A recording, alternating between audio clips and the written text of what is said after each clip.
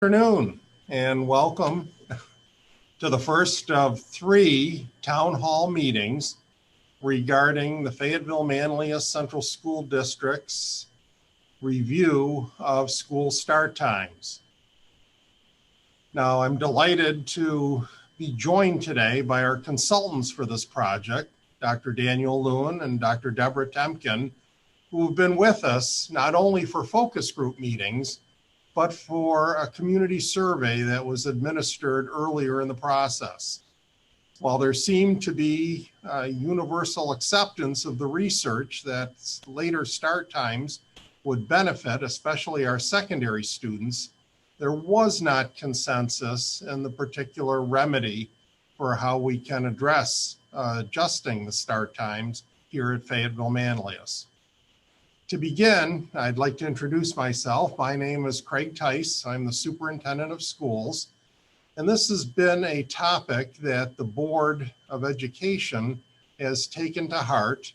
And it actually started with interest at the FM high school regarding what changes could be made in order to provide a later start, but to still accommodate the wide variety of extracurricular activities, the arts and interscholastic athletics at the end of the day. Being mindful of the fact that we triple trip as a school district, and as far as bringing in our high school, middle school, and then elementary school students, we wanted to take a concerted look at this entire process to see if we needed to add additional school buses and school bus drivers to the fleet in order to accommodate the new start times. So our plan for today is to go through an overview of where we are to date. Doctors Lewin and Temkin will provide that, and then we'll open it up for a series of questions at the end. So without further ado, I will turn it over to Dr. Daniel Lewin. Thank you for joining us. Dr. Tice, thank you very much, and welcome everyone. It really has been an honor to work with your school district administration and other community leaders over the past 2 years. Really an amazing school district, and we've learned a lot, and hopefully we've contributed a bit as well. So what I'm going to present today is just some of the background on some of the rationale for school start time change or healthy school start times. And then I'll turn over the slide set to Dr. Temkin, who was the lead on the actual data collection and some of the consolidation of information that we collected, and took the lead on a lot of the report writing. So she'll present some of the data. Let me just give you just a moment of background. So I am a clinical psychologist and sleep specialist from Children's National Medical Center in Washington, D.C., which is a large medical center. Well, as a sleep specialist, I wear 2 hats today.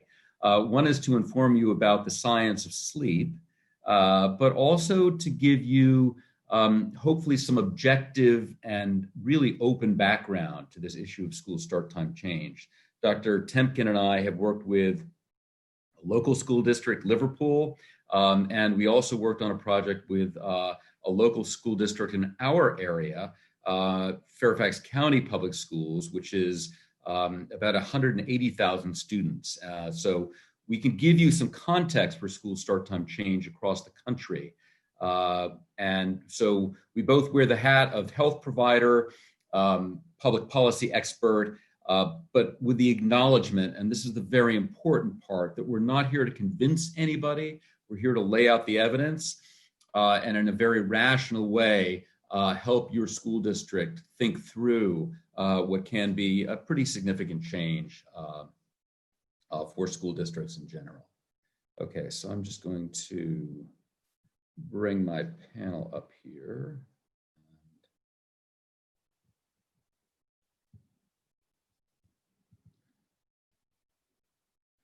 Okay, so I hope everybody can see my slides.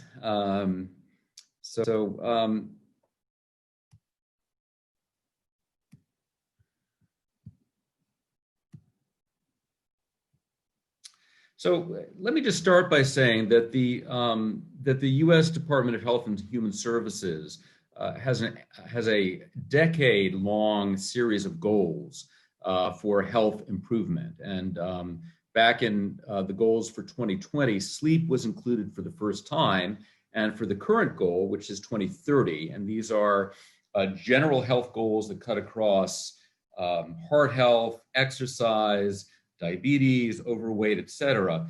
Sleep and sleep health has now been included as a chapter in some of the national health goals laid out. And I just wanted to share with you a few of the key goals that are really relevant to our discussion today.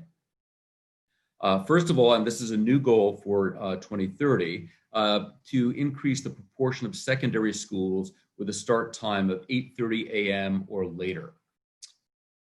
And this is based to some extent on data from the CDC on what does exist in terms of school start times across the country, as well as this developing science around the importance of healthy school start times. Another objective is to increase the proportion of high school students who get enough sleep. And generally adequate sleep for high school students is between 8.5 and 9.5 hours at night. Another of the objectives was to increase the proportion of children who get sufficient sleep. So that's for all other children. And while, of course, sleep times change across the course of development, children in middle school need 9 to about 10.5 hours of sleep. 6-year-olds, and I'm not going to go through all the details, but 6-year-olds need between 11 and 12 hours of sleep. So across the course of development, the general trend is that sleep need gradually decreases, but there are also some other very important changes that occur, and it's not just sleep time, and that's not yet reflected in some of the studies that are out there and in the objectives that are put out by Health and Human Services. So I also want to point to a recent article in Pediatrics that a working group put together a proposal that was then reviewed by probably a dozen or more scientists, that school start times for adolescents should be 8:30 or later.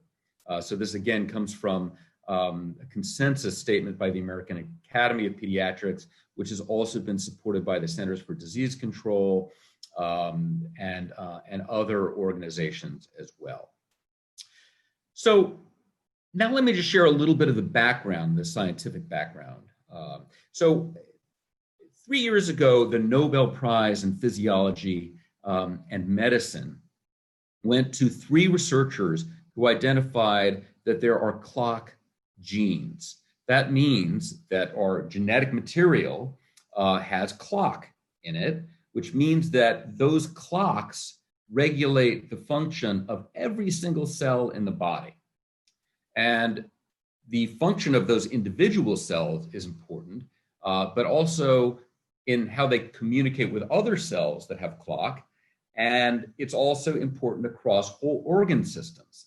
So clock, which means the timing of our sleep period, and not only the timing of our sleep period, but if you look around this image here, when we do many things over the course of the day, so best coordination, fastest reaction time, body temperature, blood pressure, melatonin, on and on and on and on. You can imagine the contribution or the diversity of contribution based on clock being in every single cell of the body. So as light comes in, it resets our internal body clocks to some extent, tells us when to eat, tells us when when it regulates our attention, but it also impacts really every single organ system and the coordination across those organ systems, release of hormones, release of neurotransmitters, immune function, etc. So this is a very delicate system. Again, it's all based on the timing of our sleep period. So this is about as complex I'm going to get, but I want to share this with you because this shows an important relationship between the 2 types of sleep-wake regulation. So across this bottom axis here is time, so 9 a.m., 3 p.m., etc. This thick dark line here is the sleep period. And so when we go to sleep at night, we've accumulated over the course of the day a sleep load, or you could call it an appetite for sleep, or a sleep-appetite, as we like to say to the kids who we treat. So you develop a sleep-appetite that gradually increases over the course of the day, and then is maximal at bedtime. And then once we fall asleep, that sleep-appetite gradually decreases, and it's almost gone, interestingly, in the middle of the night. And then it's very, very low in the early morning hours because we satisfied this drive for sleep. So the other system that has to be coordinated with this sleep drive is clock that I've already talked about. And this system is called the circadian system, circadian, circ meaning around, adian meaning the day, or dian meaning the day. So here, I'm just showing you one of the tens of thousands of functions, and that's an alerting signal. So our alerting signal gradually increases, peaks just before we go to bed at night, and then it falls off precipitously, so that the point when it's at its lowest should line up with when our sleep appetite is satisfied in the middle of the night, which helps us fall back to sleep and maintain sleep. So this is a very complicated system. And if we're overtired, we're not sleeping on a regular basis, we're just beyond daylight savings time, so we're experiencing a bit of a shift in our schedule right now, that means that this whole bottom system is shifted a little bit off to the right or to the left. But what's most important is that in young children, the circadian system runs early, advanced. They're larks. They like to go to bed early and wake up early. And again, that's deep biology at a cellular level, at an organ level, and at the brain level. For adolescents, the circadian clock is delayed, and it can be delayed up to 1, 3, 4 to 4 hours sometimes, so that their optimal bedtime is not until 9, 10, or 11, even midnight in some cases, depending on how shifted they are and what their internal body clock is saying. So again, across the course of development, what's important to realize is that there are different needs for sleep timing. Can we regulate them?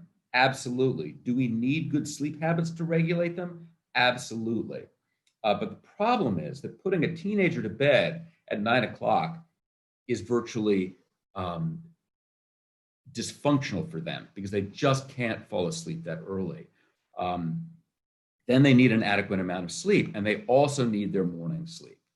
So I promised I was going to be less complex from here on. This is the last kind of sleep geek slide, if I can put it that way, just because it goes into some of the details around sleep. So here's what happens when we go to sleep at night.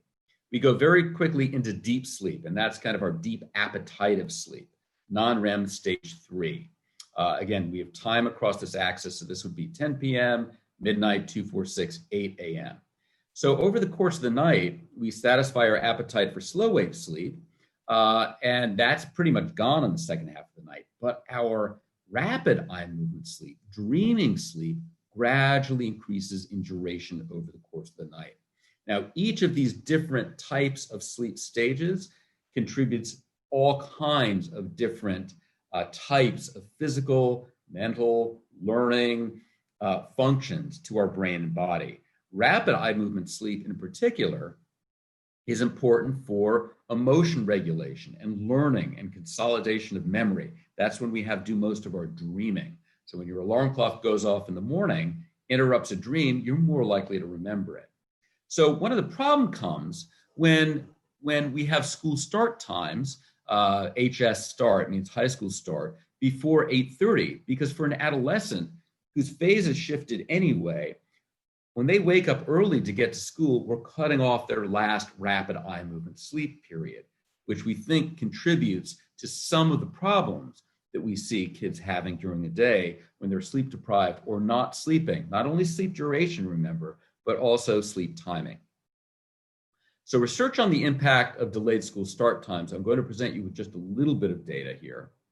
All teens experience changes in the circadian rhythms, right? I've already said that, associated with the onset of puberty. So it can actually you can begin to see these shifts as early as 9 years of age, 10 years of age, which is actually kind of in current days, a normal time for the very early onset of puberty. This results in a biologically based delay in falling asleep and morning wake times for adolescents. And again, younger children have no problem going to bed early and waking up early, particularly when there are good habits and good routines set in the home. And teens cannot make them fall asleep early. So sleep duration and timing are essential for health, safety, productivity, and well-being. I think I've already, hopefully, given you some sense of the depth of importance of sleep for our biology. Adequate and appropriately timed sleep is also important, is as important as nutrition and exercise. Sleep is considered the third pillar of optimal health.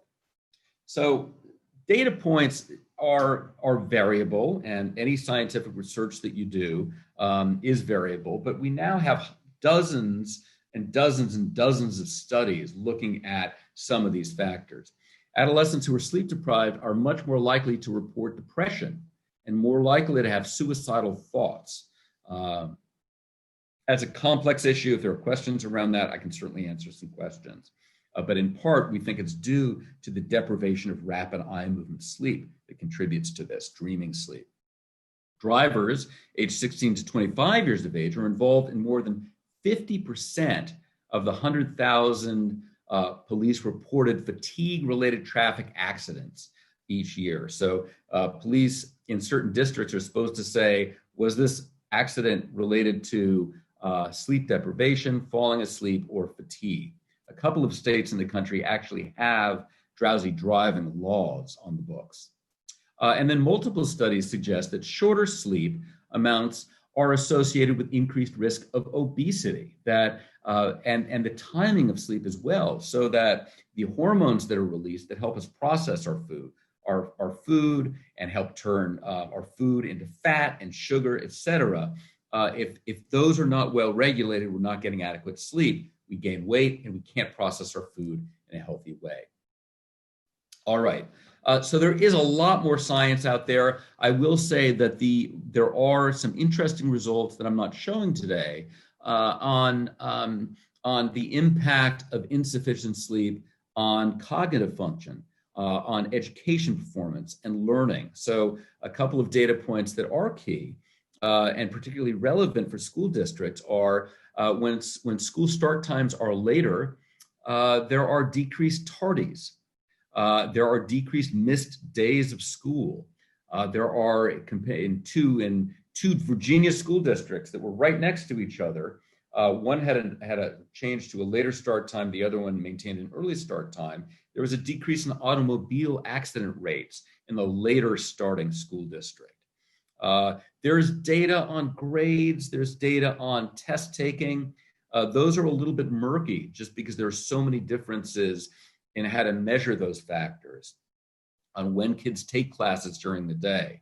Just my own personal anecdote is when I was in high school, my math class was always the first class of the day. And I can remember really struggling in math. Didn't have a long-term impact, but it certainly did impact me at the time. So again, I can talk more about the science and I can go on and on and on about it. But let's get to what's really relevant more to your school district and some of the specific questions. And I'll turn this over to Dr. Temkin in a minute. But just to give you a brief background, so we were contracted about 1.5 years, 2 years ago. Obviously, our schedule was interrupted by COVID, the COVID pandemic. But our team interviewed 25 stakeholders, and those were administrators, principals of all of the schools in your district, the head of sports, sport parent groups, student groups, community groups, Department of Rec in the area, bus drivers, etc. So we interviewed a very large group of people and consolidated those data into a report that we delivered to the school district. And Dr. Temkin I'll turn it over to you now. We'll review some of the results of the report that we did and the survey that we did.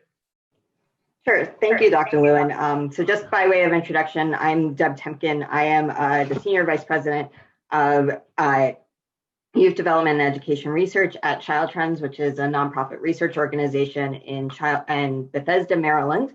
I'm very pleased to partner with Dr. Lewin over the last several years, working on helping communities like yours understand school start times and find solutions that work best for you.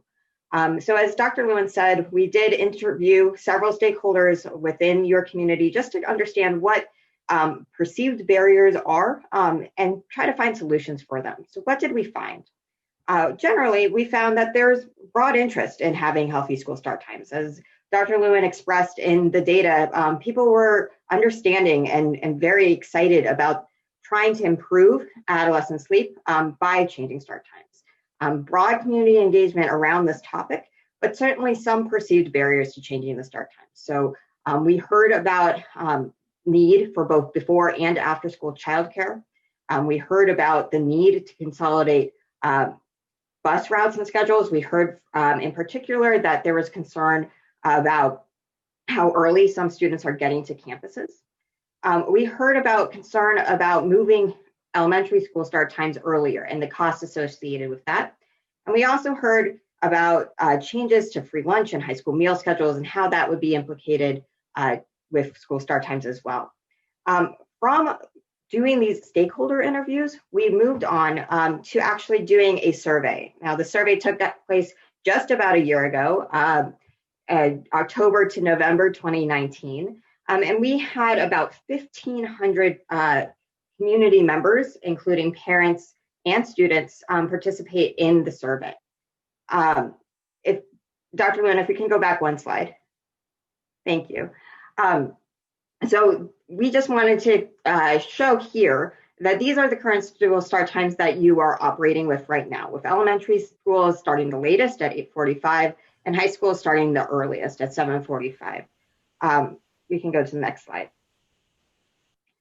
So the survey, as you can see here, most of our respondents were indeed parents. 86% reported that they had at least one child in the community. Just to put that in a little bit more perspective, this was pretty equally divided between those who had elementary school students, those who had middle school students, and those who had high school students, all of which provided very important feedback to understanding what the implications of changing school start times for your community. I'm going to go to the next slide. So we asked parents to rate the current high school start time. We also asked about elementary and middle school, but I'm showing here the high school start time because, as Dr. Lewin said, this is probably where we are most concerned with trying to improve sleep. So overall, you see that 73% of your community agreed that this current high school start times are too early. Just under a quarter, about 21% said it's just right. So we can see that overall, the majority is really feeling that right now high school start times are too early, which means that something should be done about this. But there are various opinions about what that should be. We want to move on to the next slide. So we have a couple of proposed scenarios that we included in the survey. Now, I want to stress that the particular details of these scenarios may shift as we actually figure out the actual logistics around these, but so the times here are given as examples and should not be taken as concrete of this is what would happen if one of these scenarios were to be selected. So broadly, the options were flipping elementary and high school start times as they are right now. So elementary moving to the current high school slot of 7:45 and high schools moving to the current elementary school slot of 8:45. Sliding all of the times later, which would end with elementary starting at 9:15. Slide all the times and flip the elementary and high school, which would just be the reverse of that. So elementary at 8:15 and high school at 9:15. Condensing school start times or leaving the current start times alone. So what did we find? So overall, we found that about 25% each most liked the flip and the slide and flip, And conversely, we saw about the same percentages say those were their least likely. How did that actually compare? Well, a lot of this had to do with elementary school parents and concern around elementary school students going to school too early. Indeed, we found that the majority of elementary school parents rated the flip as their least liked scenario. So we definitely saw that there was concern among those parents. Now, just the opposite among high school parents, and mind you, there is overlap here. So we did divide parents based on what children they have, but as you know, parents have multiple children at different age groups. So if you would like to see more of that disaggregation, we can include the link to the actual report. But the general consensus was that on the whole, parents of high schoolers like the flip scenario, parents of the elementary school students like the slide and flip scenario. We want to move to the next slide. We also asked about a variety of the barriers that we heard from the original stakeholder interviews, including changing in work schedules, childcare, access to games. And you can see on this slide, we asked participants to rank how concerned they were on each of these. And they did not have to include all of them in their response. And you can see that about 755 of the about 1,500 plus endorsed the highest ranking, which was the changes in parents' work schedules. At the very bottom, people were not as concerned about the use of practice fields by non-school groups. And you can see the various in between. So really important to consider childcare. We see that emerge in the top 10 for both after school and before school childcare. Next slide. So in general, what we've seen is that there is a general acceptance of the possibility of school start time change. We definitely heard from the community, they think that the current school start time is too early. So really, it's not about convincing them that the high school start times need to change. It's about figuring out a way to do that and make sure that everyone is satisfied with that solution. Definitely some concerns and barriers raised, particularly around childcare, around the busing schedules, which I believe Dr. Tice and the school district have been thinking about, and he can certainly share more about how they've been thinking about those barriers. But there's an overwhelming willingness of the district to address those concerns. And the district has been working with the busing system to figure out and think through the scenarios that we presented, and believe that they have some possibilities for actually implementing. Next slide. So what are their next steps? So this is our next step. We really wanted to have this town hall to further hear concerns, answer any questions that you might have as we move towards making some final decisions about how this might move forward.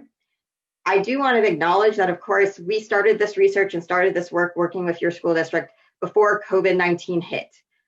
We know that that is a particular concern right now, not only in your district, but around the country, and having implications on all sorts of things. And this presents both some challenges in thinking about what a new normal is going to look like once we get through the COVID-19 pandemic, but also opportunity. I think this is a real time where we're rethinking what the role of education is, what the role of schools is, and understanding that schools really do play a role in health, and sleep being one of those key components of health. So I really do look at our situation right now of COVID-19 as an opportunity for us to really think through how best to serve students.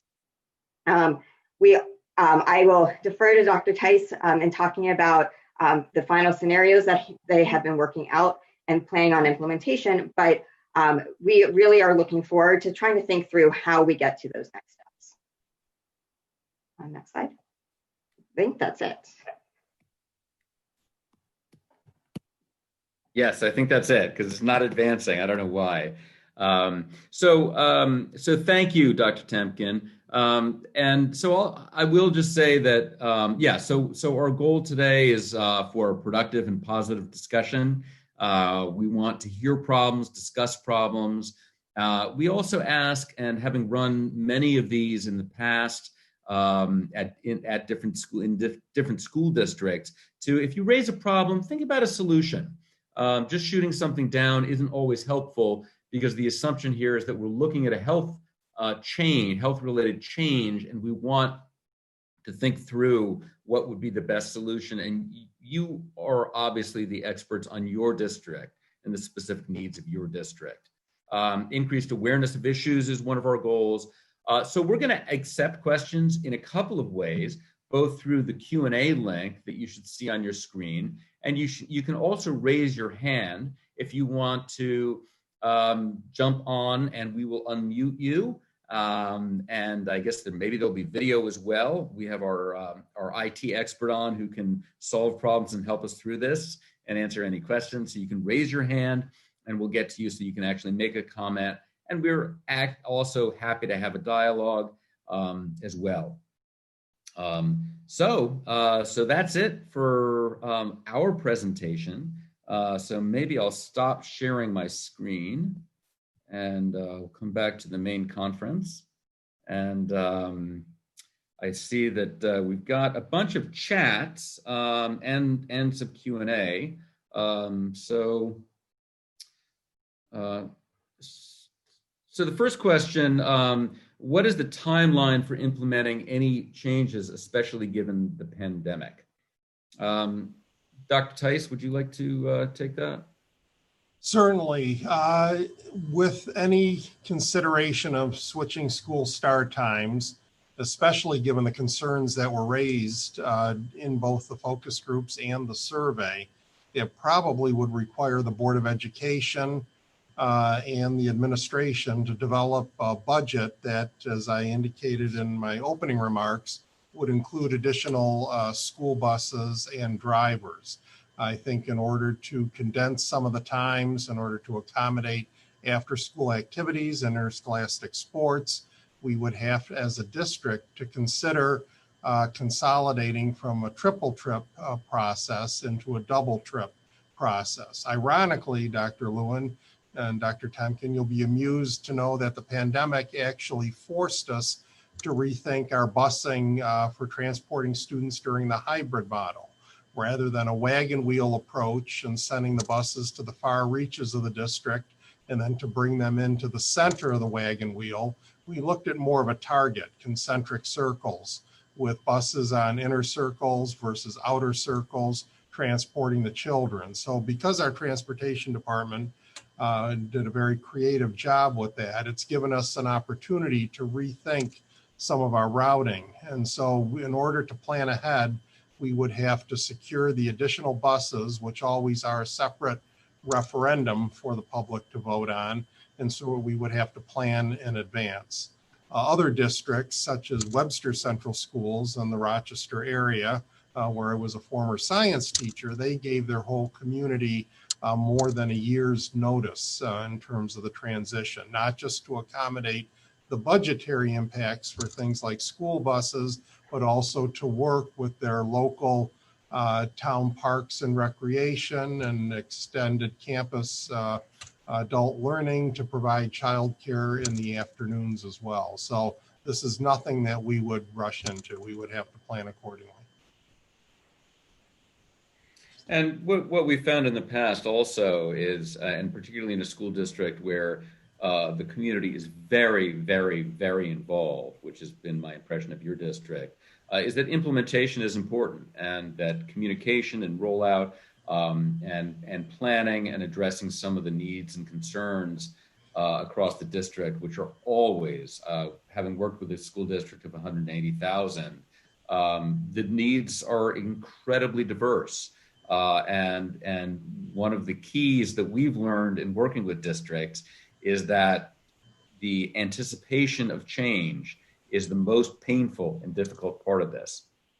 But that over time, typically people adjust pretty quickly, and any unmet needs can be addressed. And my impression, again, of your administration and of the district in general is that they're very accommodating and really acknowledge the concerns that have been raised already. And I'll just add to that, in the research that we did in Fairfax County, Virginia, we saw that while there were many of the same concerns that your community shared around things like sports games and childcare and things of that nature, when we followed up with the community about a year after implementation of the school start time change there, most of the folks that we talked to really expressed a sentiment of it's the new normal, where it may have taken some time to adjust, both on the personal side as well as the school side. We did hear some, shifting of needing to think through when teachers would be available, both before and after school, because when schools are ending later for the high schools, often teachers were wanting to rush home. So trying to figure out, making sure that those teachers were available, all those things were things that needed to be thought through. But by the time we got and followed back up with that community, they said, yep, it's the new normal. It's running as it is. This is not something that, we are feeling particularly burdened by.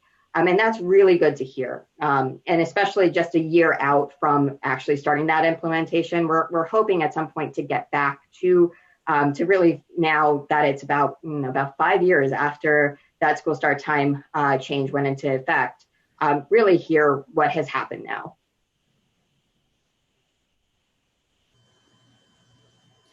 So, so the next question is, I saw that some of the survey responses were from teachers. Is there a consensus on their opinions of proposed changes? And Dr. Temkin, I don't know if you've got that data handy. I can just give a brief response right now. And teachers are certainly another critical component in consideration. And there are factors such as where teachers live in relation to the school, their childcare concerns.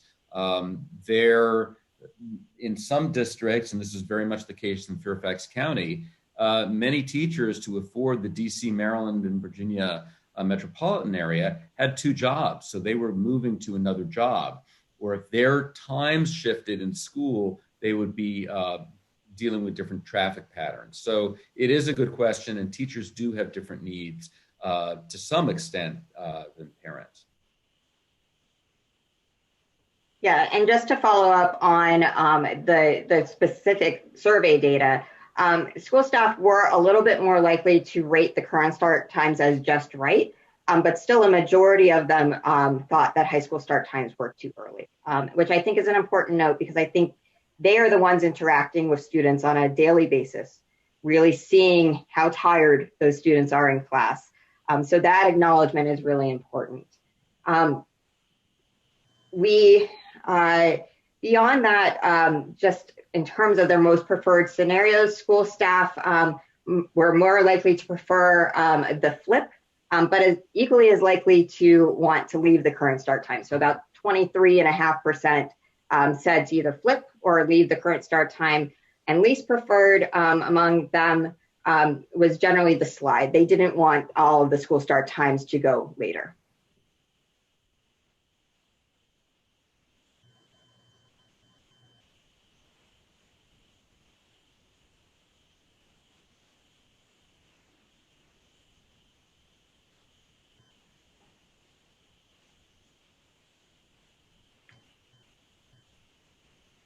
And feel free, if you have a comment or just a thought about this process, or things that you might be concerned about or may not have a specific question, we would love to hear from you.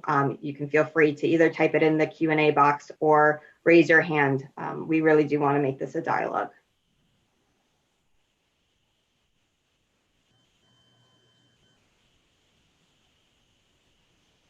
Great, a couple more questions. Some of us cringe when we hear discussion of buying new buses, when we've seen empty buses driving around for years. My kids have been picked up at 6:40 a.m. and had one other kid picked up on their trip to school. Buses sit at elementary schools idling for up to 40 minutes before school. Why is this the case? So I'll acknowledge, and Dr. Tice, I think this is perhaps to you to a great extent. We did meet and have extensive discussions with transportation. Believe me, when we worked with Fairfax County Public Schools, we came up with, I think, 26 scenarios. They also did triple-tripping, and we're delivering, again, about 180,000 students incredibly complex, but this all does get worked out. And some of the benefits of this is missing that is what we call a zero period, when kids are dropped off at school early or just sit outside schools early. So consolidation, increased efficiency of busing is one of the opportunities. And this has been achieved in many school districts across the country, sometimes increasing the number of buses, but also just making the delivery system far more efficient at zero cost. And in some districts across the country, even some savings. That's a good point, Dr. Lewin. Well, I know when our transportation department looked at this, and you heard me say it today, triple tripping. We may triple trip in the morning, but the afternoon, believe it or not, is a quadruple trip because of the activity and enrichment periods and the late bus runs at both the high school and the middle school. So I know that some of the committees that have been working have been looking at different ways of condensing that or consolidating that. As far as the buses idling 40 minutes before school, they shouldn't be idling that long in terms of the New York State law. So I would be interested in following up on that. I can talk with our transportation department, but New York State law prohibits the idling. They may be parked in front of a school building awaiting their next trip, but they shouldn't be sitting there idling. That being said, we use TransFinder, a routing system, in order to provide the pickup times. As I said, the pandemic has forced us to be very creative and looking at the routing systems a little bit differently. But one of the concerns in terms of picking up the students too early and dropping them off at the high school too early, we actually rectified this year at the high school because of the pandemic and the use of staggered arrival and dismissal times. So ironically, the pandemic has given us an opportunity to rethink some of our practices and again, to try to consolidate and condense. And my understanding is we wouldn't have to add that many more school buses to the fleet at this time. It's just, I guess, working smarter rather than harder. Okay, and the next question, will this decision be voted on by the community, or will the district make the decision as to whether or not to move forward with high school start time change? I know as we follow up on the 3 town hall meetings this week that both you, Dr. Lewin, and Dr. Temkin will be making your final report to the school district. I know the board will wrestle with this and have to decide whether to put those additional buses forward.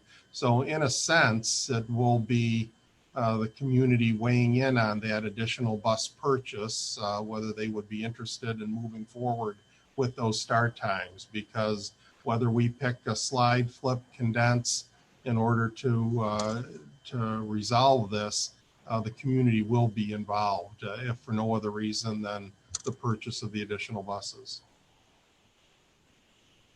And one thing I would stress, especially if you're attending this town hall today, this is a really good opportunity for you to share your voice with us. So if there are lingering concerns, if you didn't get a chance to participate in the survey last year, if there are things that you think is critical for us to consider, I really do encourage you to speak up. We would love to hear that and be able to report that back. And if we've got a relatively small group of attendees today, so if you have burning questions or comments after this, we do have 2 additional town hall meetings later this week. One on Wednesday evening, I think starting going from, correct me, 6:30 to 8, yep. 6:30 to 8:30. And then a final meeting on Friday, I believe at 11, going to about 12:30. Yes.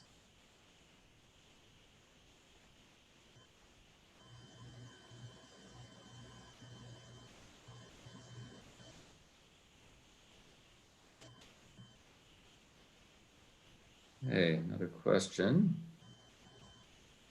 It seems that purchase of new buses is a foregone conclusion. Why can't the goal be achieved with the current fleet? So I'll again say that and then I'll turn it over to Dr. Tice. Again, it's complicated, and how the priorities are developed is complicated. And we've seen in school districts, again, who've come up with high cost scenarios of additional buses and need for additional drivers. And again, we've seen other school districts consolidate in a way that's highly efficient. And there are, of course, many rules to follow. So some of those, and this is a common question that comes up, civil twilight hours, which is the time at which the sun is at a certain angle and it's considered daylight. And one of the rules that we've typically followed in most districts is not picking up any children before a certain hour, so that young children are not picked up before civil twilight at any time during the course of the year. But again, that complicates busing schedules. We also have originally planned before COVID to have some of our consultants who route the Fairfax County buses to participate in the discussion, to consult with how they came up with the 26 or so scenarios that were considered by the school district in Fairfax County. Yeah, to go to the question here, again, to my earlier point, the fleet is built for triple tripping at this point, and quadruple tripping if you count the late bus runs in the afternoon. So in order to pull this off with just the current fleet, which is a possibility, you're looking at the flip and/or slide and/or slider flipped. And as you could see from the statistics that Dr. Temkin offered, were, I think, highest rated, but there wasn't consensus, there wasn't agreement. I think what tips the scale is condensing. And in order to condense from a triple trip into a double trip, it would require additional buses. That being said, we have to also take a look at, is it symmetrical by grade level, or is it elementary and then middle school, high school, knowing that a number of our high school students drive separately. So it might be an asymmetrical solution for this as well. But no matter which style, symmetrical or asymmetrical, is selected, whether it's by grade building levels or by grade levels, we would have to add buses to the current fleet, albeit not as many as we originally thought when we entered into this study. So if I can also add, Dr. Tice, and maybe you can comment on this further, there are obviously New York State laws in terms of the busing that has to be available. So some of the constraints in getting to high efficiency has to do with the state laws in terms of what has to be available and offered to the community. Correct, and that includes the interscholastic sport runs too at the end of the day. Assuming we're post-pandemic and we're back in the saddle again, we also have to acknowledge that some buses are being dispatched for special purposes, so to speak, in addition to the regular dismissals. That's a good point. Thank you. So I'll throw out a question for you, Dr. Tice. One of the findings that we had in our report, largely from qualitative comments that some of our participants raised, was concerns about surrounding districts not necessarily having the same schedules and the implications for potentially high school athletes missing eighth period. Has there been any consideration around that and how your district might handle making sure that athletes are not missing class? I think it depends on how the dismissal times are organized. As you are both aware, and certainly the folks here in Fayetteville-Manlius are aware, the state is not only looking at the 180-day requirement for instruction, but they're looking at hours as well, 990 hours at the secondary level, 900 hours at the elementary level. Ironically, as fate would have it, our high school schedule is one of the shortest in order to meet the 990 hours. Our elementary schedules are well over the 900 hours for our current year. So it may mean we have to get out of the mindset, and I think one of your slides showed, Dr. Temkin, that the arrival was high school, then middle school, then elementary school last, and we also dismissed in that same order. We may end up flip-flopping. We may end up being able to push back, and then instead of elementary being the last to dismiss, it might be the first to dismiss, but still honoring those 900 hours that are required.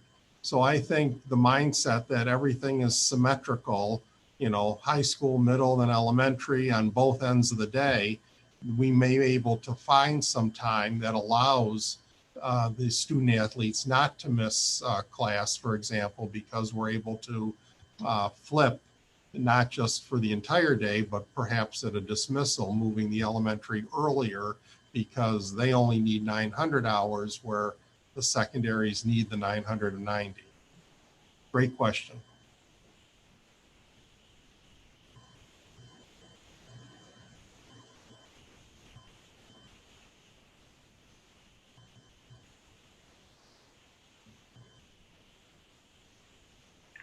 Just going back to some of the questions that were asked at registration. One of the questions is that if childcare is an issue for some parents, and I think this goes back to your point about scheduling, and rethinking what we think is sort of that symmetrical schedule. Is the district thinking at all about how to offer other sort of before and after school care options to help accommodate some of the loss of care that might happen, especially for elementary school age children? Absolutely. In fact, as I mentioned, Webster worked with their town parks and recreation and to develop after school daycare at each of the buildings. So I reached out to the superintendent there to discuss the process and maybe something we would like to consider here. As folks in Fayetteville-Manlius know, we partnered with the local YMCA about a year ago to establish an on-site option almost as a test pilot for that. So is there a way to be able to provide some of those resources on campus for families, which ironically wouldn't involve necessarily busing from the elementary school, if childcare was provided at the building at the end of the day. So that is very important to our families. Great, thank you. I will do a last call for those participants on the call. If there are any questions or comments you would like to share. So I'll give you a moment, but in the meantime, I'd like to thank all of you for your participation in this. It's really important to have the voice of the community as Dr. Tice and his colleagues and the school board are considering this important change and really taking to heart all of the concerns that you might have.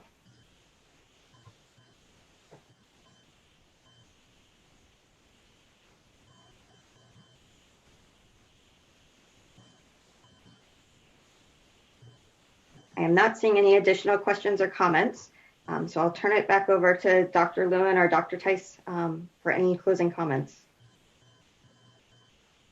Dr. Lewin, anything before I close out? Oh, you're on mute. Nothing right now, and we certainly welcome anyone in the community back, and we encourage you to please, the extent that you're chatting with your with those in the community, please let them know whether they're parents, teachers, or people outside the community who are interested and have other concerns, because this does affect the whole community. So we welcome you later in the week and certainly welcome questions. And I'd like to thank both Dr. Lewin and Dr. Temkin for being here, as well as the additional support we have from Children's National and Child Trends. It's been very helpful through this whole process. I know Dr. Lewin mentioned that they also worked with the Liverpool Central School District earlier, and Liverpool studied this and ended up doing the research and postponing the decision, not making the decision right away. So as a community, we may end up studying this and not making a decision. We may make an affirmative decision. I do not want people to think that the decision has been made. That's the reason to engage in the consultants, engage in the study. I think it's time well spent. And I think we'll be better off as a result of taking a look at this and rethinking some of our practices. It may give us opportunities to consider things that we just had not had an opportunity to think about before. So I thank you both, and I look forward to our upcoming town hall meetings on Wednesday evening at 6:30 and at 11 o'clock on Friday morning. So thank you all for attending.